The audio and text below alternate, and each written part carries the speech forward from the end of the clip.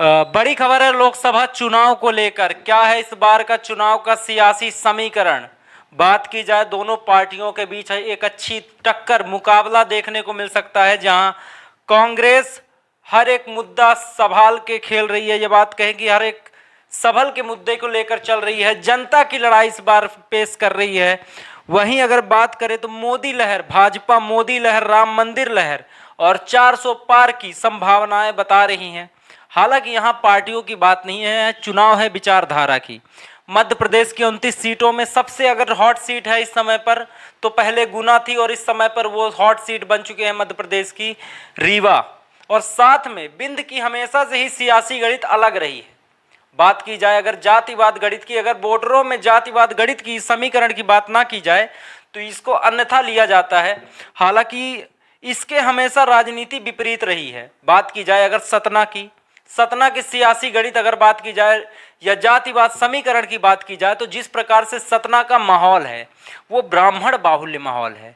वहाँ सामान्य वर्ग के वोटर ज़्यादा देखने को मिलते हैं, लेकिन वहाँ के विधायक ओबीसी में ही रह गए हैं। और वहाँ पर आपको देखने को मिलेगा ओबीसी विधायक देखने को मिलेंगे सतना में। वहीं अगर बात की जाए एसटी एससी या यूं कहें पिछड़े वर्ग की समीकरण की बात करें तो सीधी लोकसभा सीट जहां आदिवासियों का डेरा है, आदिवासी बाहुल्य क्षेत्र है, ओबीसी बाहुल्य क्षेत्र है, लेकिन वहां पर सांसद आपको देखने को मिलेंगे ज्यादातर ब्राह्मण। तो अगर बात करें तो इन दो क्षेत्रों में, इन दो लोकसभा सीटों पर हमेशा ही राजनीतिक समीकरणों की बात करें या सियासी या आप जातिवाद समीकरण की बात करें तो विपरीत रहा है। सतना में जहां सामान्य वोटरों को हमेशा से इग्नोर किया गया, ब्राह्मणों को इग्नोर किया गया है और सिर्फ ओबीसी चेहरों पर हाथ आजमाया गया और उसका रिजल्ट भी आया है। शायद इसी वजह से पार्टियां हमेशा एक तरफ से एक रिजल्ट की ओर जाती है, ना कि बीच के प्रोसेस की ओर, जनता की ओर जा रही है। और वहीं बात की जाए रीवा की बात की जाए तो यहाँ बघेलखंडी, जो यहाँ की देसी लैंग्वेज है, लोकल लैंग्वेज है, बघेली बोलने वालों सांसद से ज़्यादा कनेक्टिविटी रही हो। चाहे वो आप जनार्दन मिश्रा जी को लीजिए, चाहे आप सुंदरलाल तिवारी जी को लीजिए, आप किसी भी एक बोलेंगे जो कनेक्टिविटी यहाँ के रहेंगे बघेली लोगों से, सांसदों की कनेक्टिविटी एक जुबानी कनेक्टिविटी होती है, उस पर ज़्यादा ही उन लोगों का फोकस रहा है। जातिवाद गणित की बात की जाए तो जहाँ कांग्रेस की प्रत्याशी है नीलम मिश्रा, वहीं भाजपा से प्रत्याशी तीसरी बार बने हैं, 2 बार सांसद रह चुके, तीसरी बार फिर से उनके ऊपर आज हाथ आजमाया गया है, जनार्दन मिश्रा जी को टिकट दिया गया है। बात की जाए दोनों की आपसी टक्कर देखने को मिल सकती है, अभय मिश्रा नीलम, अभय मिश्रा वर्सेस जनार्दन मिश्रा। ये नाम जुड़ने के बाद कहीं ना कहीं सामने अगर बात की जाए, ऐसे में एक सवाल उठता है और नाम जुड़ता है साथ में राजेंद्र शुक्ला जी का। बिल्कुल राजेंद्र शुक्ला जी भी इस बार इन्वॉल्व होंगे, क्योंकि कहीं ना कहीं दोनों के बीच एक टक्कर देखने को मिल सकती है। और ये 2018 में भी मिली थी और अच्छी, कहीं कहा जाए तो दांतों में पसीने ला देने वाली टक्कर थी। हार जीत अलग मुकाबला होता है, वो नियति पर नहीं कर सकते, लेकिन बीच की जो संघर्षपूर्ण यात्रा लड़ाई होती है, यूँ कहें संघर्षपूर्ण लड़ाई होती है, वो बहुत मज़ेदार होती है। वही विधानसभा में भी देखने को मिला और वही इस बार लोकसभा।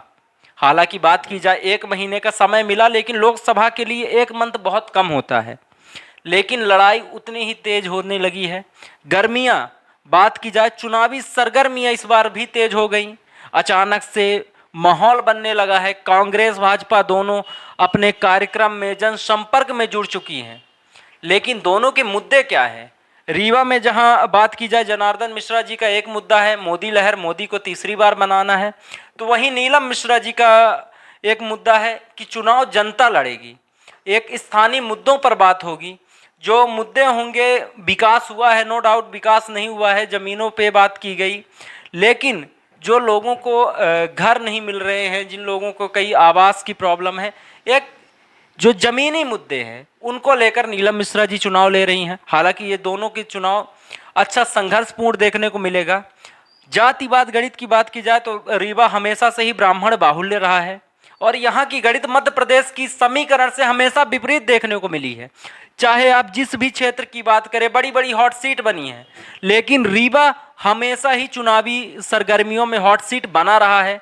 इसका एक अपना अलग हुनर रहा है, एक अलग अंदाज रहा है चुनाव लड़ने का, हमेशा विपरीत रहा है मध्य प्रदेश की चुनावी दंगल से। ऐसे में इस बार की गणित क्या पेश करती है, वो जल्दी आपको अपडेट देखने को मिलेगा। और साथ में हम कल से जनता से जुड़ेंगे और बात करेंगे कि इस बार का क्या माहौल चल रहा है। तब तक के लिए हमारे चैनल को लाइक कीजिए, शेयर कीजिए और सब्सक्राइब कीजिए। बहुत बहुत धन्यवाद हमारे चैनल से जुड़ने के लिए।